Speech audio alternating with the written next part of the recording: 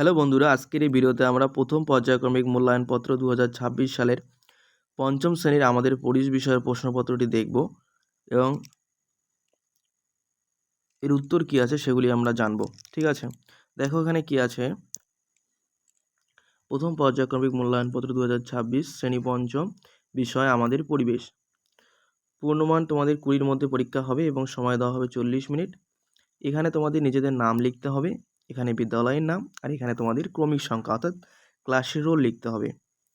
এগুলি লেখার পর আমরা প্রশ্নের দিকে যাব। তো চলো প্রশ্নের দিকে যাওয়া যাক। 1 নম্বরে যে প্রশ্নগুলি আমাদের আছে আমরা সেগুলি দেখব প্রথমে, এবং এই প্রশ্নগুলি কিন্তু তোমরা অবশ্যই পড়বে, কারণ এগুলি তোমাদের পরীক্ষায় আসবে, সাথে বই তো তোমরা পড়বেই। ঠিক আছে, আর আমাদের চ্যানেলে কিন্তু বাংলা, অঙ্ক, ইংরেজি পঞ্চম শ্রেণীর ক্লাস 5-এর কিন্তু প্রত্যেকটি প্রশ্নপত্র দেওয়া আছে। তোমরা চ্যানেলের প্লেলিস্ট থেকে ভিডিও সেখানে তোমরা দেখতে পারবে আমাদের চ্যানেলে, সেখান থেকে তোমরা দেখে নেবে। এবং পরবর্তী ভিডিওতে আমরা কিন্তু ক্লাস 5-এর স্বাস্থ্য ও শারীরশিক্ষা, কলা ও কর্মশিক্ষার যে প্রশ্নপত্র রয়েছে সেটা দিয়ে দেব। 1 নম্বরে কি বলেছে দেখো, সত্য আর মিথ্যা আমাদের লিখতে বলেছে। ক নম্বর প্রশ্ন, চামড়া আমাদের শরীরের বর্ম। ঠিক আছে, এটা কিন্তু আমরা সত্য লিখব। ঠিক আছে। খ নম্বর, দোআঁশ মাটিতে বালি আর কাদা প্রায় সমান সমান। এটাও কিন্তু আমরা সত্য লিখব। এবং এই উত্তরগুলি কিন্তু তোমাদের বইয়ে দেওয়া আছে, তোমরা চাইলে বই থেকেও কিন্তু দেখতে পারো। মাটির অনেক নিচের স্তরে বৃষ্টির জল খুব সহজে যাবে। এটা কিন্তু হয়ে যাবে মিথ্যা।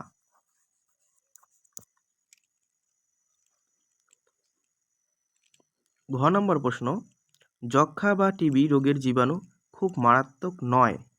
এটা তো মারাত্মক রোগ, তাহলে এটা হয়ে যাবে মিথ্যা। এবার দেখো 2-এর প্রশ্ন আমাদের কি আছে।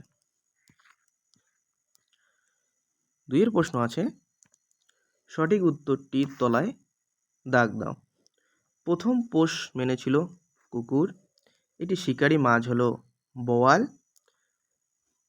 রোদ শরীরে মেলানিন তৈরিতে সাহায্য করে। ঘ নম্বর প্রশ্ন, অস্থি মজবুত করার জন্য ক্যালসিয়াম দরকার। এখানে কিন্তু 2 নম্বর আছে। 3-এর প্রশ্ন দেখো, কিছু শূন্যস্থান দেওয়া আছে এবং এই শূন্যস্থানগুলো আমাদের পূরণ করতে হবে। ক নম্বর প্রশ্ন, সিমেন্ট প্রথম হয়েছে প্রায় কত বছর আগে। এটা হবে কিন্তু 200 বছর। মশ ফানরাও ড্যাশ তৈরিতে সাহায্য করে। এটা কিন্তু হবে মাটি। গ নম্বর প্রশ্ন, নখের যত্ন না নিলে ড্যাশ ঢুকে নখকুনি হবে। এটা কিন্তু হবে জীবাণু। চামড়ার উপরের স্তরটা ড্যাশ মরে যায়। এটা কিন্তু গরমে মরে যায়। ঠিক আছে, এগুলো কিন্তু তোমাদের বইয়েও রয়েছে। পরে দেখো 4 নম্বর প্রশ্ন কি আছে। 4 নম্বর প্রশ্ন বলেছে, একটি বাক্যে প্রশ্নগুলির উত্তর দিতে বলেছে। ক নম্বর প্রশ্ন, কোন প্রাণীর গা ভর্তি শক্ত খাড়া খাড়া লোম। এটা হবে সজারু। মাটি কয় প্রকার। খ নম্বর প্রশ্ন, তোমরা লিখবে 3 প্রকার, এঁটেল, বেলে আর দোআঁশ। গ নম্বর প্রশ্ন দেখো, হাড়ের জোরকে কি বলে। হাড়ের জোরকে বলে অস্থিসন্ধি।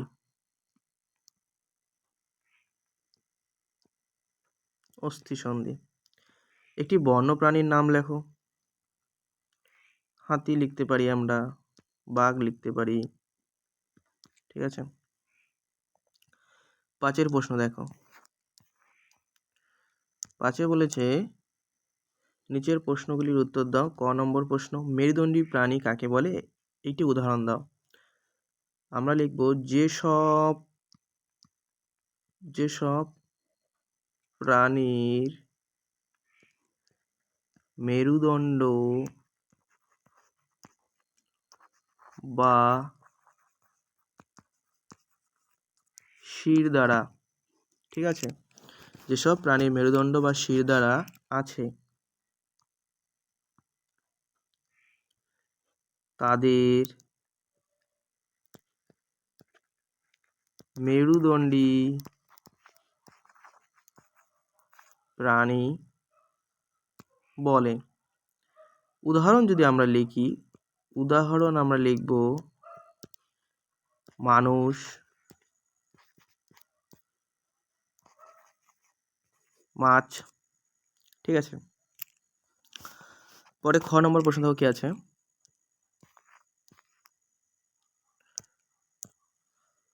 মাটির নিচের জল ব্যবহার করা হয় এমন দুটি কাজের নাম লেখো। ভৌমজল, মাটির নিচের জল আমরা কি কাজে ব্যবহার করি? পান করার কাজে।